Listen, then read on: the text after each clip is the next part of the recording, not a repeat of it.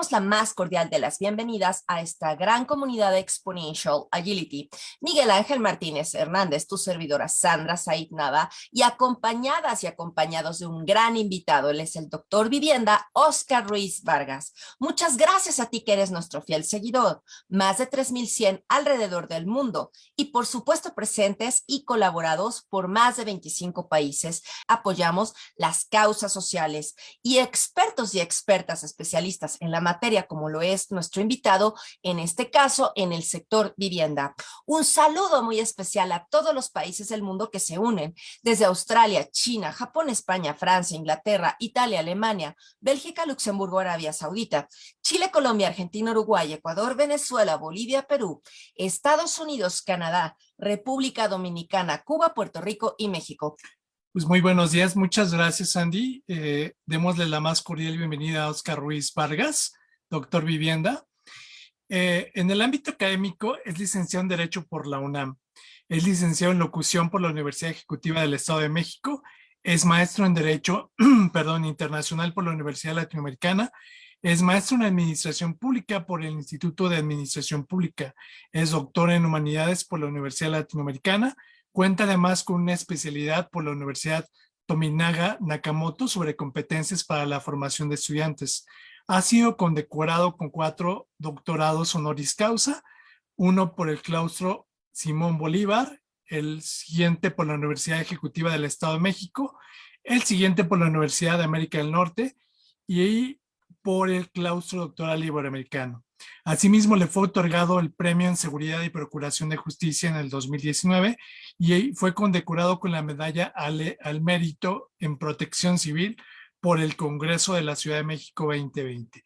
La Organización de las Naciones Unidas le reconoció por desarrollar artículos de opinión sobre participación comunitaria durante la pandemia en proyectos de diseño urbano y espacio público.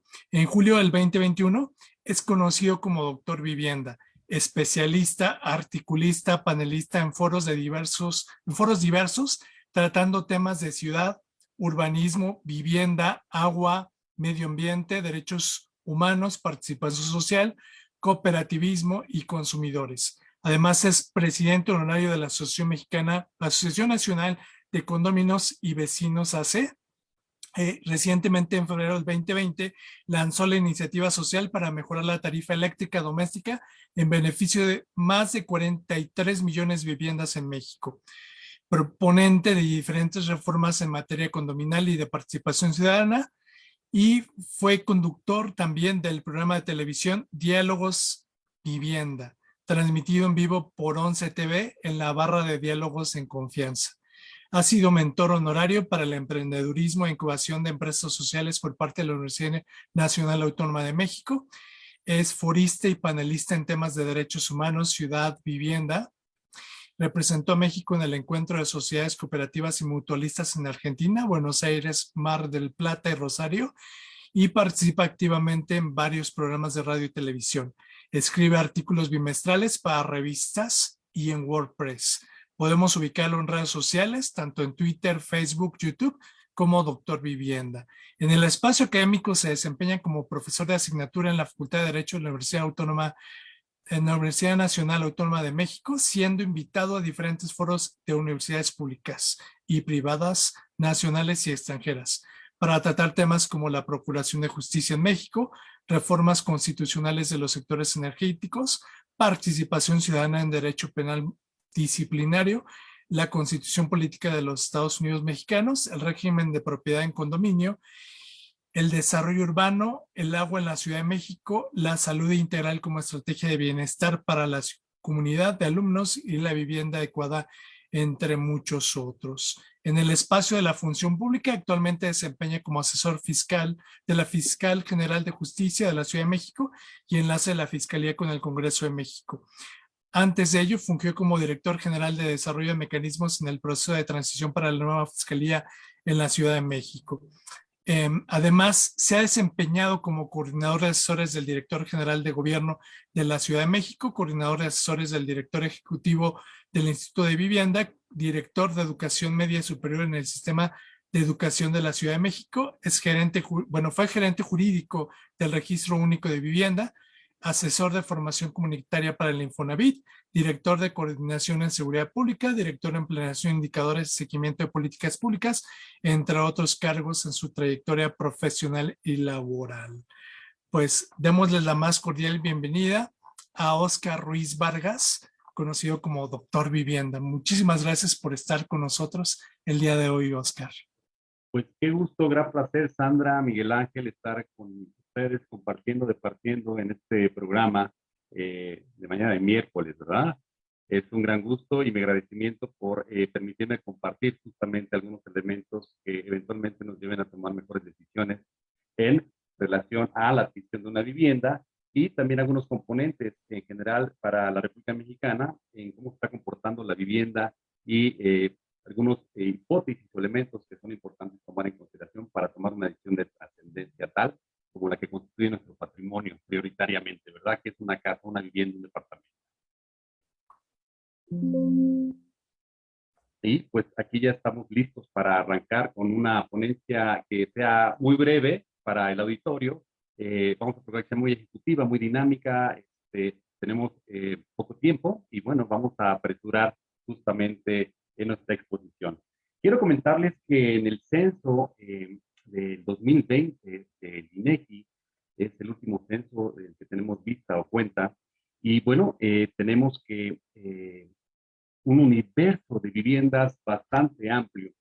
¿Cuántas viviendas creen que tenemos en la República Mexicana? Pues nada más y nada menos que la cifra de 43.889.000 viviendas. Estamos casi pegándole a los 44 millones de viviendas justamente, pero se van a preguntar, oye, Óscar, ¿y todas estas viviendas, qué pasa con ellas? ¿Qué tipo, qué vocación tienen estas viviendas?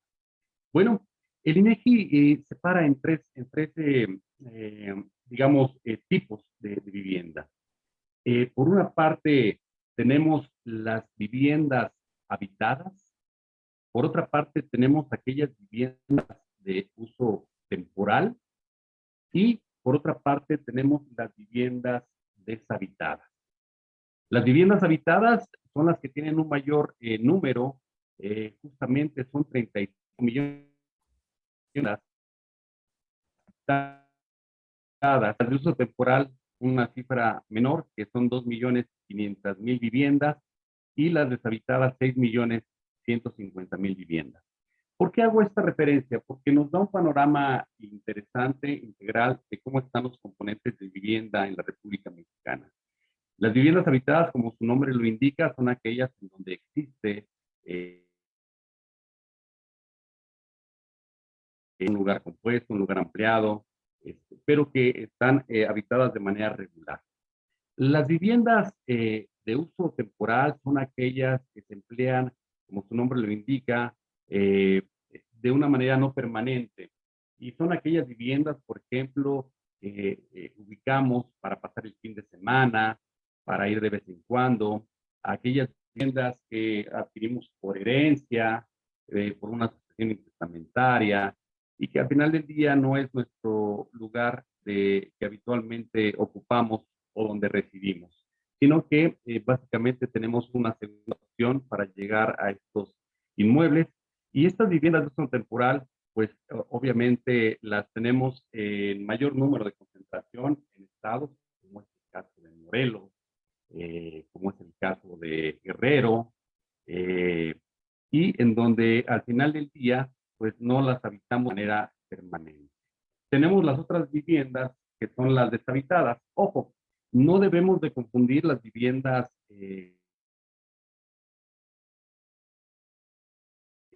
son dos conceptos completamente diferentes.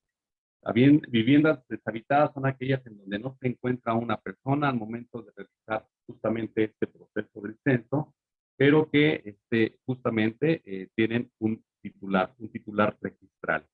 Y en ese contexto, bueno, muchas de las políticas públicas que se generan en la República Mexicana y que se desarrollan en el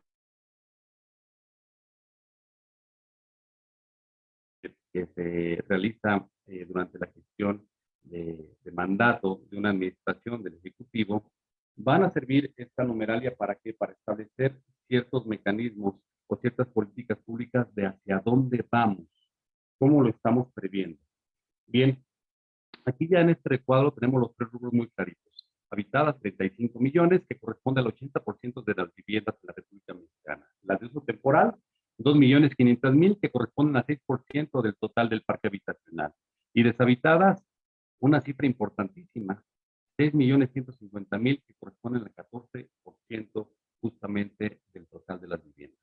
Bueno, con estas cifras y justamente con la cantidad de población que tenemos en la República Mexicana, que asciende a 130 millones de habitantes en la República Mexicana, implicaría que toca a 3.5 personas por vivienda.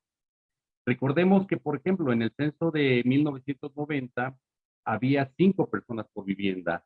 En el censo del 2000, 4.5 personas por vivienda.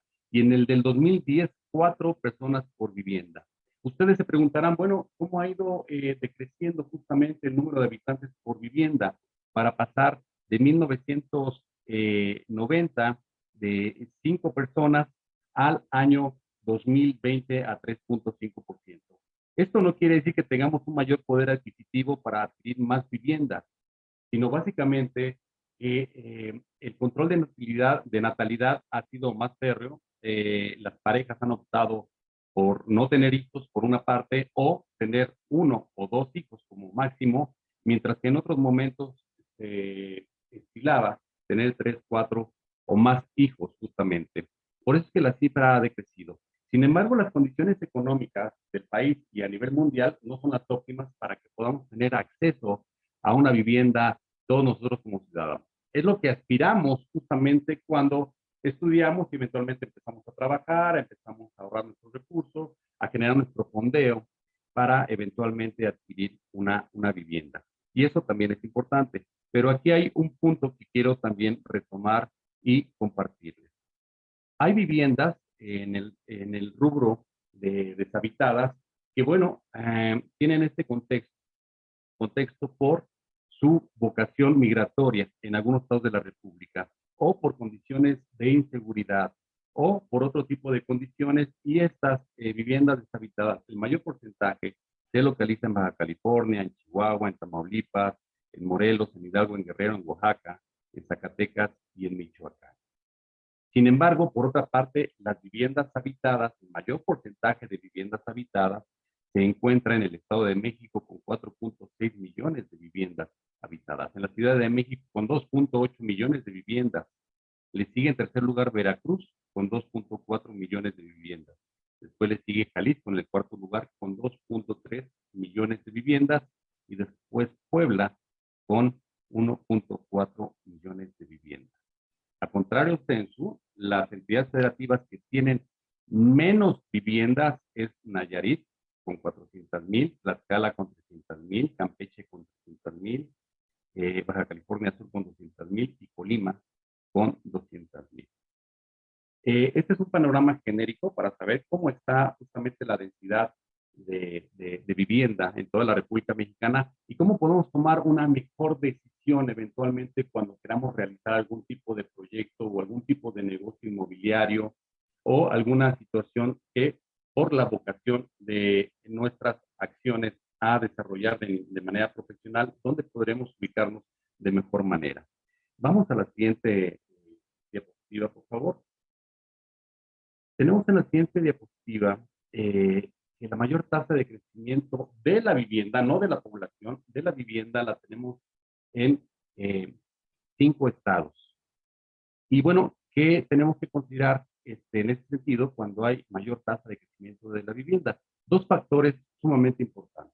Por una parte, implica que hay mayor desarrollo de esta entidad, mayor desarrollo integral. Y por otra parte también nos arroja que hay una mayor oportunidad de inversión en bienes raíces, en la dinámica inmobiliaria.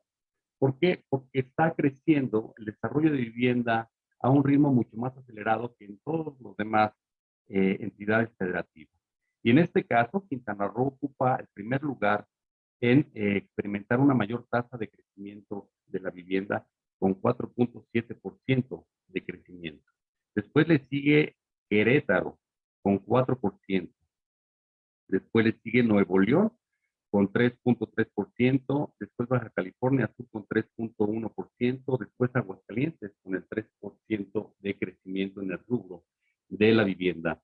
Este es un crecimiento más o menos dinámico, más o menos acelerado, y esto nos da cuenta en dónde hay espacios justamente importantes para la inversión en este rubro de carácter inmobiliario. Como vemos, Quintana Roo pues, tiene una vocación turística, pero también es una entidad federativa que está creciendo de manera importante, muy, muy importante, y ya se está enfocando a otro tipo de dinámica en el sector productivo y económico del país. Querétaro tiene una vocación productiva, administrativa también. Nuevo León también es sumamente productiva, como lo sabemos. Baja California Sur ha estado creciendo de manera importante y también hay un éxodo justamente de turismo que ya viene a emprender el retiro después de trabajar los años legibles justamente, y tenemos un gran turismo en Baja California proveniente de los Estados Unidos de América. En Aguascalientes, pues es una entidad que por sus condiciones y peculiaridades ha tenido un crecimiento al alza y obviamente pues también una mayor dinámica de crecimiento en bienes raíces. Y aquí tenemos que observar, y quiero poner también como ejemplo, la Ciudad de México cuenta nada más con 1,494 kilómetros cuadrados. Esto implica que tenemos una densidad poblacional, imagínense ustedes, de 6,163 habitantes por kilómetro cuadrado. Si esto lo comparamos con el estado de Chihuahua, tiene básicamente 247,412 kilómetros cuadrados. Imagínense, 6,163 kilómetros contra 247,000. Es una diferencia abismal, extraordinaria. Y en ese sentido, implica que la Ciudad de México tenga la mayor densidad poblacional. 6,163 habitantes por kilómetro cuadrado. 6,163 habitantes por kilómetro cuadrado contra 64 habitantes por kilómetro cuadrado en el estado de Chihuahua. Esta diferencia en densidad poblacional nos arroja también un dato importante en el sentido de que el espacio inmobiliario en ciudades como es el caso de la Ciudad de México, en donde hay muchísima población por kilómetro cuadrado, hay una carencia y un encarecimiento del suelo disponible para construir vivienda. Por ello es muchísimo más cara la vivienda en ciudades como la Ciudad de México que en otras entidades federativas, como podría ser justamente el estado de Chihuahua. Y esto implica que tendríamos que verificar la vocación de la disposición de la tierra para la construcción de inmuebles. Y en este contexto, en ciudades como la Ciudad de México, pues ya tenemos que optar básicamente por modalidades de vivienda como es el régimen de propiedad en condominio. Es decir, el crecimiento vertical, porque ya no hay espacio disponible para el crecimiento de carácter horizontal. Por ello es que la propagación de vivienda ha sido ya bajo el régimen de propiedad en condominio, y esto también implica otras ventajas, como cuáles. Como pues podemos tener acceso a una vivienda relativamente más económica, podemos tener acceso a una vivienda en donde vamos a distribuir entre todos los condóminos las cargas de mantenimiento, administración, conservación de los espacios y áreas comunes. Podemos tener otra ventaja como una mayor seguridad justamente compartida entre todos los condóminos, entre todos los vecinos, y eventualmente también hacer un ambiente un tanto más energético y más de relaciones interpersonales para el cuidado mutuo de todos los vecinos, de todos los condóminos. Por ello es que justamente el régimen de propiedad en condominio está creciendo de manera acelerada en grandes ciudades, como es el caso de Monterrey, de Querétaro, Puebla, Ciudad de México, en Jalisco, en Guadalajara, perdón, Jalisco es la entidad federativa, en Guadalajara y en muchos otros puntos de la República Mexicana. Tenemos en todo el entorno de la República Mexicana 401 ciudades, de acuerdo al sistema nacional, y bueno, básicamente 50, más de 60 ya zonas metropolitanas. Entonces está creciendo rápidamente en nuestro país y justamente tenemos que ver dónde se concentra el mayor desarrollo en este rubro de carácter inmobiliario y habitacional en República Mexicana, que son elementos o datos de referencia que nos ayudan o posibilitan a tomar mejores decisiones. Vamos a la siguiente, por favor. Quiero comentarles que entre otros datos relevantes, pues actualmente 1 de cada 3 hogares se encuentra a cargo de una mujer. Esto es un dato bien interesante, bien relevante. Las mujeres son y han sido históricamente muy comprometidas con los procesos del hogar, con los procesos también de compra de vivienda, con los procesos regulares de la familia y también con los procesos de carácter laboral. Esto implica que cada vez van tomando la batuta de mayores espacios, no solamente en el ámbito laboral, académico, sino también en el ámbito de responsabilidades en el hogar. Por ello es que ahora 1 de cada 3 hogares está a cargo justamente de una mujer, y estos datos también son sensibles e interesantes. ¿Qué tipos de hogar tenemos en la República Mexicana? Tenemos el hogar nuclear, que lo conocemos como aquel espacio en donde cohabitan justamente la madre, el padre, los hijos. Y este tiene un mayor porcentaje, 61.5% de este tipo de hogares son los que permean en la República Mexicana. En segundo lugar, tenemos el hogar ampliado. Es el hogar nuclear, justamente donde está la madre, el padre, los hijos, pero también existen primos, tíos, suegros en este tipo de hogar ampliado, y ha tenido un incremento muy importante en los últimos años. Esto es justamente por la imposibilidad de poder acceder a una vivienda nueva o usada, y es cuando se va compactando la familia en un solo espacio. Ojo, este indicador es un tanto delicado porque tendría que ir a la baja en un momento determinado. Entenderíamos que algunos lugares ampliados es por un proceso de carácter natural, a lo mejor el cuidado de los abuelos, de algunos padres, pero donde ya existen, por ejemplo, en el caso de tíos, de primos, de suegros, implica que ya no hay posibilidad eventualmente para la adquisición de una vivienda adicional. Y esto obviamente nos da una razón de que hay un impacto económico negativo para poder adquirir la misma, o bien los precios han fluctuado de manera importante de tal manera que no hay accesibilidad para la vivienda. En otro punto, el tercero, está el hogar compuesto con el 1%.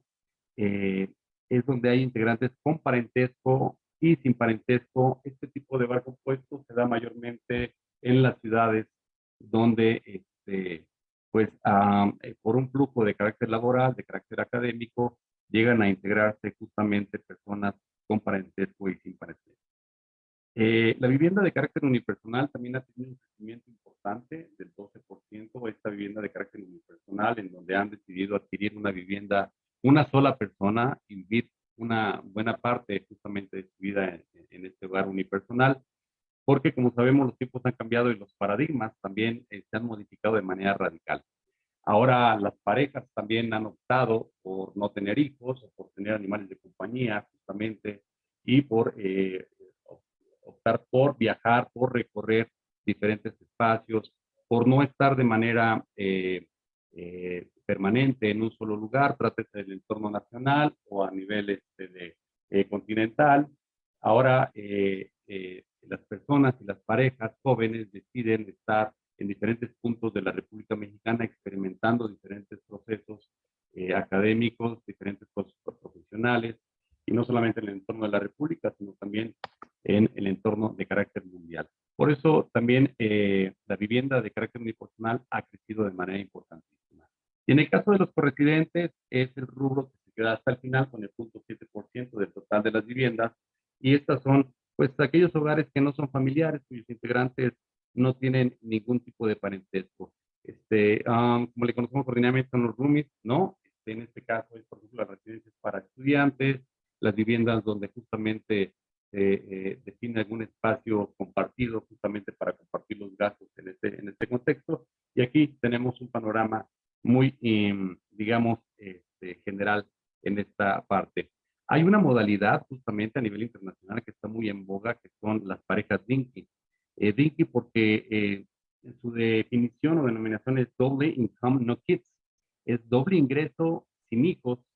Esto implica que las parejas han decidido justamente unir sus patrimonios para tener una mayor rentabilidad, para tener una mayor posibilidad de adquisición de vivienda y otros enseres, viajes entre ellos, pero sin la responsabilidad justamente de tener hijos y de la manutención que esto representa, y prefieren justamente enfocar el gozo de este doble ingreso a un desarrollo de la pareja mayoritariamente. Y esto también es importante considerarlo porque es la modalidad que se está dando a nivel mundial. Vamos a la siguiente lámina, por favor.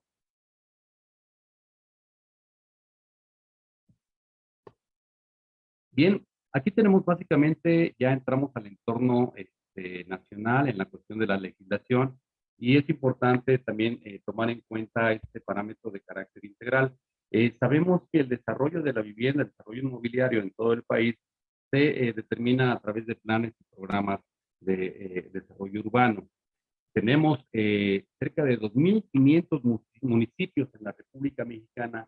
Esto es una cantidad sumamente importante, y el municipio, de acuerdo al artículo 115 constitucional, bueno, tiene ciertas atribuciones justamente en el entorno urbano.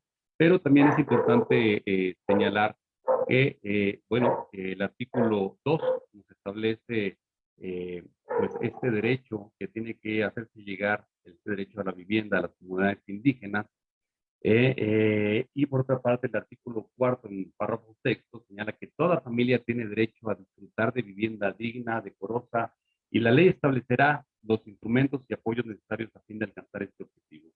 Algunas personas me han preguntado, oye, Oscar, pero entonces el Estado mexicano tiene la obligación de proveer vivienda. No, no tiene la obligación de proveer vivienda, pero sí tiene la obligación de establecer los mecanismos, los puentes suficientes y necesarios para que justamente este derecho se pueda consolidar, se pueda cristalizar. Y tenemos en el artículo constitucional, en el 123, apartado a fracción 12ª, justamente se enfoca a los trabajadores de la iniciativa privada, y el artículo 123, apartado B, se enfoca a los trabajadores del Estado, a los trabajadores gubernamentales. Y estos artículos, dentro de la seguridad social, nos dan esa posibilidad de que estos trabajadores sumen a una cuenta individualizada de trabajadores para ir generando un ahorro, un fondeo que eventualmente les permita poder tener acceso a una vivienda. Obviamente tiene que generar una bolsa suficiente a través de las cotizaciones que realicen en toda su vida laboral o durante una buena parte de esta vida laboral, para que puedan disponer justamente de los ahorros y puedan adquirir una vivienda.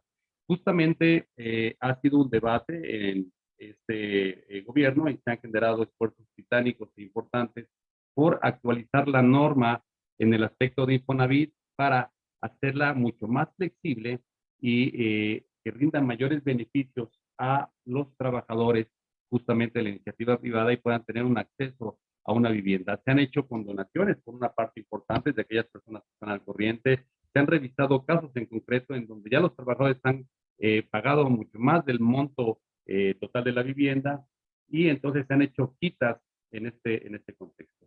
Ahora Infonavit está constituyéndose como la punta de lanza o la pauta justamente en la adquisición de vivienda en todo el territorio nacional, y por parte del sector público estaremos hablando de FOBISTE. FOBISTE también está encauzando algunas reformas, algunas modificaciones en sus mecanismos de operación, para eventualmente también a este sector público llevar ciertos beneficios, replicando justamente las modificaciones que está generando actualmente Infonavit para sus derechohabientes.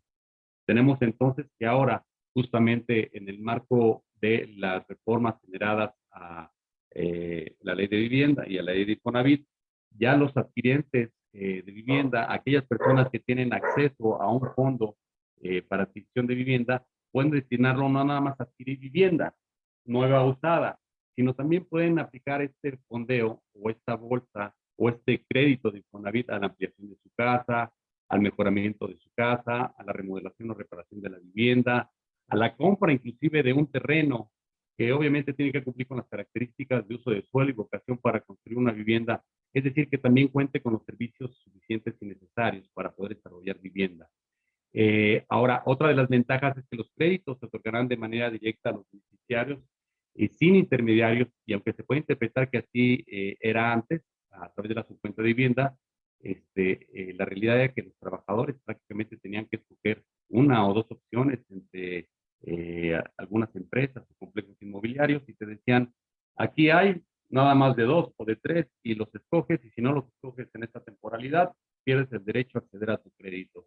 Y sucedía que eran inmuebles que estaban sumamente lejos del entorno laboral y para lo cual tenían que trasladarse a lo mejor en 1 hora, 1 hora y media, 2 horas, hasta 3 horas prácticamente para tener acceso a estas viviendas que únicamente podían decidir que estaban en los perímetros o en las afueras de las ciudades. Y esto implicaba eventualmente el abandono de estos espacios, de estos inmuebles, porque era insoportable a mediano plazo poder generar digamos, esa transportación y este aislamiento de la familia. Salían muy temprano, llegaban demasiado tarde, esto generaba problemas familiares, pero también problemas de recursos económicos, al tener que pagar sumas importantes de recursos para el traslado de ida y de vuelta a los espacios laborales. Terminaban regresando a los espacios de origen o a los espacios familiares, a las viviendas de del papá, de la mamá, porque justamente no era rentable este proceso. Ahora ya no, ahora ya justamente el trabajador va a tener derecho a decidir de manera directa qué quiere hacer con su fondeo, con su bolsa, para poder adquirir recursos en este contexto. Y eso es sumamente importante. Algunos de los beneficios adicionales quiero comentarles también que en el caso de Infonavit también se pueden coligar los créditos de un familiar con otro familiar o de los cónyuges, esposa y esposo, pueden integrar estos dos créditos en una sola bolsa para adquirir una vivienda que eventualmente tenga un mayor costo, un mayor precio. Pueden también reestructurar los créditos con tasas mucho más favorables que las que se tenían anteriormente. Y bueno, se preguntarán también qué pasa cuando el creditado desea comprar un terreno, pero este terreno se encuentra bajo la modalidad de equidad o comunal. Bueno, con la grata sorpresa de que también se puede tener acceso a un terreno con estas características, siempre y cuando este terreno ya se haya adoptado el derecho pleno y asignado a las áreas destinadas para asentamientos humanos. Esto lo hace justamente el Consejo Ejidal o la Junta Ejidal o Comunal y le da estas características a estos espacios de asentamientos urbanos para que efectivamente se pueda destinar a este efecto. Entonces los alcances han sido mayúsculas justamente en las reformas que se han realizado en esta administración para dar mucho más facilidades a todas aquellas personas que se encuentran como derechohabientes justamente con una cuenta de fondo de ahorro para la vivienda. Son 43 millones de los 130 millones de mexicanos los que tienen una subcuenta de vivienda en Infonavit. Y también una de las buenas noticias es que justamente estos 43 millones de personas pueden tener acceso a este crédito, aunque no se encuentren en este momento en condiciones de vigente operación. Es decir, si en este momento no están trabajando, pues su cuenta de vivienda y su ahorro existe, ahí está y puedes disponer de él. Anteriormente, si no estabas trabajando, si no estabas vigente en el espacio laboral, no se podía disponer de tu fondo de ahorro, lo cual me parece que también es una importante y muy buena noticia. Vamos a la siguiente diapositiva, por favor. Me voy un poquito más rápido por la cuestión de tiempos. Mi querida Sandra y Miguel Ángel. ¿Podemos ver el derecho a la vivienda como un derecho humano? Sí, claro, el derecho a la vivienda justamente es un derecho humano reconocido en el artículo 25 de la Declaración Universal de Derechos Humanos de 1948 y después fue perfeccionado en 1966 en el Pacto Internacional de Derechos Económicos, Sociales y Culturales. Es decir, la vivienda es un derecho sumamente importante, es el derecho a acceder a un espacio de protección, a 4 paredes donde nos desarrollamos como personas en el espectro humano, donde se generan ilusiones, sueños, donde nos mantenemos protegidos, donde generamos nuestro primer proceso o espacio patrimonial, donde finalmente nos sentimos cómodos. Es muy importante el derecho a la vivienda y en el entorno internacional. Por ello es importante para todos los gobiernos del mundo generar todos los puentes y todos los mecanismos de facilidad para el acceso justamente a la vivienda. Habrá otros entornos en otros países en donde la vivienda es sumamente cara y nada más se puede hablar de rentar, más no de adquirir por justamente el costo que es inalcanzable en muchos de sus sentidos. Vamos a la siguiente diapositiva, por favor. Aquí vamos a ver que la vivienda no solamente se trata de un espacio de 4 paredes y un techo, sino se trata justamente de un espacio que tiene que cumplir o cubrir con ciertas cualidades. y tiene que reunir cuando menos los siguientes criterios. Primero es la seguridad de la tenencia. La vivienda no es adecuada si los ocupantes no cuentan con cierta medida de seguridad en la tenencia que garantice la protección jurídica contra el desalojo forzoso, el hostigamiento y otras amenazas. Es importante señalar que en el territorio nacional cerca del 30% de los inmuebles no están regularizados. Imagínense, es una cantidad súper importante. Esto es por una cuestión de intestado, porque al final del día nunca culminaron con el proceso de escrituración, porque faltaron algunas firmas, porque al final del día no se concluyó con el proceso registral. Entonces, es importantísimo y es una recomendación que yo les doy, verificar el estatus en el que se encuentra su vivienda. Y si finalmente hace falta algo, va a ser sumamente importante que cubramos con todos los parámetros mínimos necesarios para que la vivienda se encuentre registrada, se encuentre con una escritura. Recordemos que las operaciones de compraventa no pueden ser a través de contratos privados. Se tienen que elevar necesariamente a escritura pública porque este efecto de carácter de escritura pública y el carácter registral nos van a dar la certidumbre y van a hacerle ver a todos los terceros que ese inmueble me pertenece. Ahí parte justamente la seguridad jurídica y de protección jurídica de mi inmueble frente a terceros. Por otra parte, tenemos la disponibilidad de servicios.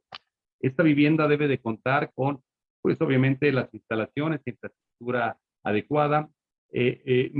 Mucho del abandono de las viviendas del año 2010 hacia adelante fue porque no contaban del todo con la infraestructura adecuada de conectividad a los servicios de drenaje, de acceso al agua potable, de alumbrado, de infraestructura de escuelas cercanas, de centros comerciales, conectividad con vías primarias, acceso a transporte público y entre muchas otras cosas también la cuestión de inseguridad. Por ello hubo un abandono terrible justamente de viviendas y esto es importante señalarlo, entraría dentro del primer rubro que platicábamos de viviendas deshabitadas, que son 6.150.000, que corresponden al 14% del total justamente de viviendas en la República Mexicana. Y bueno, cuando no hay disponibilidad de servicios, hay este riesgo de abandono o de que no se pueda emplear la vivienda de manera adecuada. Por otra parte, tenemos la asequibilidad. Cuando asequibilidad de la vivienda no va a ser adecuada si su costo pone en peligro o dificulta el disfrute de otros derechos humanos para los ocupantes. La recomendación es de que una vivienda no puede llevarnos más allá del 30% de nuestros ingresos mensuales. Es decir, si contratamos una hipoteca, estaremos hablando que no podemos destinar más del 30% de los ingresos, sea en lo individual o sea como pareja, pero es difícil justamente que se cumpla este parámetro en ciudades como la Ciudad de México, donde la vivienda es muy, muy, muy cara y muchas veces tenemos que destinar prácticamente la totalidad de nuestro ingreso, más otros recursos más que vamos a conseguir quién sabe de dónde. Por otra parte, la habitabilidad. La vivienda no está adecuada si no garantiza seguridad física, no proporciona espacio suficiente, así como protección contra el frío, la humedad, el calor, la lluvia, viento u otros riesgos de salud y peligros estructurales. Esto implica que la vivienda debe ser construida de manera adecuada, con materiales adecuados, justamente para evitar cualquier tipo de afectación o vicio oculto, inclusive, que se pueda generar como consumidor. La accesibilidad también es un punto importante que debemos tomar en cuenta. Tenemos que tomar en cuenta los grupos desfavorecidos y marginados y también la ubicación es importante. La vivienda no es adecuada si no ofrece acceso a oportunidades de empleo, de servicios de salud, de escuelas, guarderías u otros servicios de instalaciones sociales que son muy importantes para el sano desarrollo del ser humano. Y la adecuación cultural, que la vivienda no es adecuada si no toma en cuenta y respeta la expresión y identidad cultural de los grupos de las diferentes zonas. Vamos a la siguiente diapositiva, por favor. Bueno, aquí tenemos rápidamente que en el 2014 el mercado del sector de vivienda dejó proyectos de construcción de hogares de interés social. Es decir, a partir del 2014 se enfocaron básicamente al desarrollo de vivienda de interés medio y residencial, pero no de interés social. Y esto implicó que gran parte de la población no tuviera una opción justamente a adquirir una vivienda asequible a sus bolsillos. Por otra parte, el 70% de las casas que colocó Infonavit, por ejemplo, en este periodo, pues correspondieron a vivienda usada, no a vivienda nueva. Eso nos da otro indicador muy importante. Y ahora, justamente en esta década, el mercado inmobiliario crecerá de manera importantísima. En esta década debemos tomar en cuenta que la población joven será la más grande en la historia de México, entonces hay un nicho de oportunidad muy importante. ¿En qué? En la oferta de vivienda nueva, oferta de vivienda usada y también en arrendamiento de vivienda. Vamos a la siguiente diapositiva, por favor. Bueno, ¿qué tenemos que tomar en cuenta cuando vamos a rentar o comprar? Y esto es una recomendación que les doy también de manera importante. Primero tenemos que visualizar si la vivienda va a ser familiar o unipersonal. Y partiendo de esta hipótesis o de este supuesto, pues tendremos que tomar en cuenta el precio, justamente la ubicación, en dónde se encuentra ubicado el inmueble. Y la recomendación es que vayamos entre semana y el fin de semana, porque a veces tomamos una decisión acelerada y la ubicación que vemos entre semana está perfecto, pero de repente llega el fin de semana, se pone el tianguis, de repente hay cierres de las vialidades, o de repente en temporada de lluvia se inunda, o tiene algún tipo de conflicto en algún horario en específico. Entonces, habrá que verificar la ubicación en todo momento para rentar o comprar un inmueble. En tercer punto, el régimen en el que está sometido, si es una copropiedad, si es un régimen de propiedad en condominio, porque si es un régimen de propiedad en condominio, tenemos que asumir que también vamos a tener que pagar cuotas de manera permanente de mantenimiento, de administración, cuotas extraordinarias, y es un régimen en el que convidamos ciertas áreas comunes entre todos y tenemos que también supeditarnos a una ley de propiedad en condominio. Aquí no aplica la premisa de que como estoy adentro de mi casa puedo hacer lo que yo quiera. El régimen de propiedad en condominio implica e invita a que respetemos la ley y dentro de estos parámetros la tranquilidad, la comodidad, la seguridad y la salubridad de los demás condóminos. Aquí también es importante verificar si tienen animales de compañía, si el régimen de propiedad en condominio en el que están interesados en adquirir un departamento o una casa de carácter horizontal, de condominio horizontal, pues tiene esta posibilidad en todos sus reglamentos. Tenemos que también cerciorarnos y verificar justamente el tipo de materiales y los acabados que emplean estas viviendas, que también es un referente importante para evitar a futuro justamente algún tipo de procedimiento administrativo ante la Profeco o ante la misma empresa directamente constructora. Y 5, las amenidades en un momento determinado con que cuenta la cercanía con escuelas, con centros comerciales, centros culturales, recreativos, deportivos, si hay estacionamientos, si hay seguridad, el tipo, si hay alumbrado inclusive. Todos estos elementos tenemos que considerarlos y tomarlos en cuenta al momento de adquirir una vivienda en renta o en compra. Vamos a la siguiente diapositiva, por favor.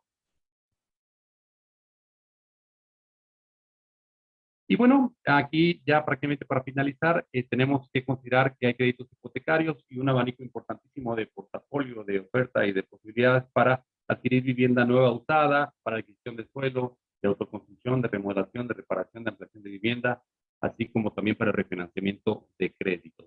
Esto es importante también señalarlo. Ahora en el sistema bancario hay oferta importante en el ámbito hipotecario y bueno, pues tomar esta consideración como una recomendación. Esto sería prácticamente todo el flujo de la exposición. Mi querida Sandra, Said, mi querido Miguel Ángel, no sé si hay alguna duda. Al final de la presentación justamente vienen algunos enlaces para que podamos tener comunicación con todo el auditorio. Estoy en Twitter, en @doctordr.vivienda. Mi correo electrónico es dr.vivienda@gmail.com. Estoy en el Facebook como Doctor Vivienda, también estoy como Doctor Vivienda, diagonal Ciudad y más.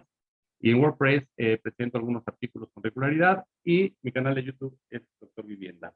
Pues aquí estoy para servirles a sus órdenes de todo el auditorio y pues ha sido una mañana muy placentera convivir con ustedes.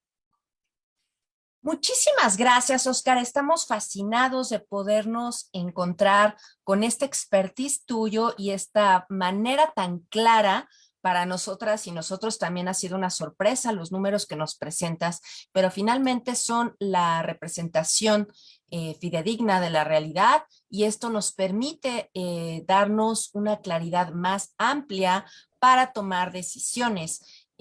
Pues finalmente dentro de las preguntas es justamente esta que ya aclaraste sobre las nuevas formas de adquirir la vivienda, que no necesariamente se tendría que estar en el momento de la adquisición afiliados o afiliadas a los distintos sectores públicos, por lo que estamos entendiendo. Entonces, nada más si nos podrías precisar esa parte para que quedemos todos claros, porque bueno, me parece que con estos cambios hay personas que como intermediarios o bien como asesores tal vez no estén tan actualizados al momento. ¿A dónde podrían referirse? Si nos puedes recordar el artículo o bueno, las leyes, ¿no? Donde se puede esta manera de sustentar y fundamentar.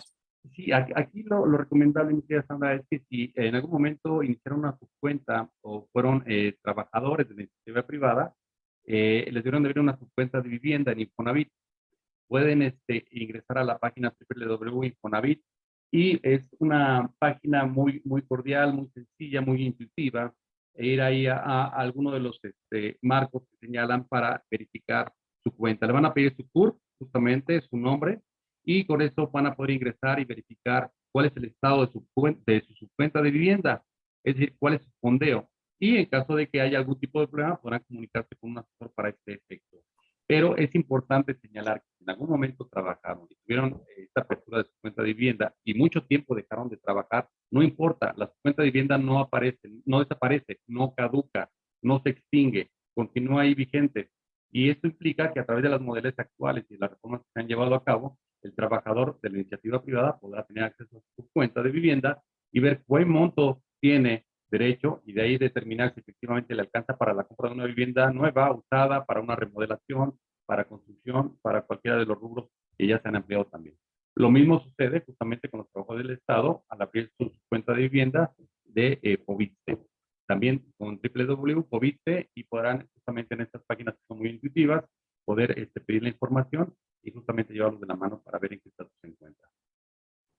Pues muchas gracias Oscar por esta buena disposición tuya, de verdad te agradecemos también esta formación que has tenido a lo largo del tiempo, que habla de esta responsabilidad que tienes también en la materia de vivienda. Y bueno, la invitación a nuestro auditorio es a que sigan tus redes, Doctor Vivienda, a través de Facebook, a través de Twitter, a través de tu blog, si nos puedes recordar el nombre del blog, y por supuesto también algún teléfono donde puedan localizarte, si es que es el caso, de también acercarnos contigo para una asesoría. Claro, mi número telefónico es el 5530 547496. Y bueno, el Twitter es @dr.vivienda, mi correo electrónico dr.vivienda@gmail.com. Y bueno, algunos de los artículos que escribo están en WordPress, México, País, Ciudad, Problemática, Retos y Perspectivas. Y en mis páginas también subo algunos artículos, algunas entrevistas, algunas cápsulas que pueden ser de interés para, obviamente, todos tus seguidores, radioescuchas. Y en ese sentido estamos siempre abiertos para poder atender alguna inquietud, alguna duda de tu precioso auditorio, estimada Sandra. Muchas gracias, Oscar. Estamos complacidos por haberte tenido en nuestro programa Mi Negocio Ágil 63º, y la invitación a nuestra audiencia es a seguir tus redes y por supuesto interesarse en esta temática actualizada que nos permita esta amplitud y esta claridad para tomar las mejores decisiones. Un abrazo muy cordial, muy buen día, y estamos también aquí para servirte. Eres bienvenido cualquier otro momento para ampliar estos temas, y por supuesto cualquier persona que quiera ahondar en estas situaciones también de vivienda pueden hacerlo a través de la página de Doctor Vivienda.